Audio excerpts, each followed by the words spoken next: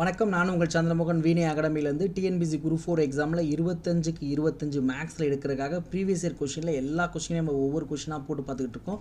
இன்றைக்கி என்ன சம் பார்க்க போகிறோம்னா, இங்கே பாருங்களேன், மீசிமா கண்டுபிடிக்க சொல்கிறான். மீ சிறு பொது மடங்கு அப்படின்னா இருக்கிறதுலையே அதிகபட்சம். இதே மீ பெரு பொது காரணினா நம்ம என்ன செய்ய போகிறோம், அது இருக்கிறதுலே லோயஸ்ட்டாக பார்க்க போகிறோம். இப்போ பாருங்கள், இதை ஷார்ட்டாக டக்குன்னு போட்டுடலாம். இருக்கிறதே அதிகபட்சம் ஏ பவர் m+3 தான் ஆன்சர்னு போட்டுடலாம். இன்னும் கொஞ்சம் ப்ரீஃபாக அதை பிரித்து எக்ஸ்ப்ளனேஷன் கொடுத்தோன்னா ஏ பவர் m+1 எப்படி பிரிக்கலாம், a power m into a power 1 பிரிக்கலாம்.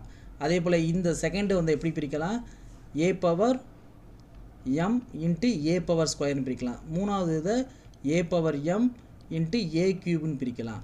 இப்போ இந்த மூணுலேயுமே காமனாக என்ன இருக்குது, அது இருக்கிறதுலே மூணுலேயுமே காமனாக ஏ பவர் m இருக்குது. அப்போ ஏல வந்து இருக்கிறதுலே அதிகபட்சம் என்ன இருக்குது, ஏ க்யூபு. அப்போ இது ரெண்டையும் கூட்டினா ஏ பவர் m+3. ஸோ இந்த மாதிரியும் சம் ஒர்க் அவுட் பண்ணலாம். ஆனால் மோஸ்ட்லி மீச்சிறு பொது மடங்கு 1 மார்க்குக்கு இருக்கிறதுலே அதிகபட்சமாக நம்ம என்ன செஞ்சுக்கலாம், ஏ பவர் m+3ன்னு போட்டுக்கலாம். ஆனால் எல்லா சம்முக்குமே இது ஒத்து வருமானா சந்தேகம்தான்.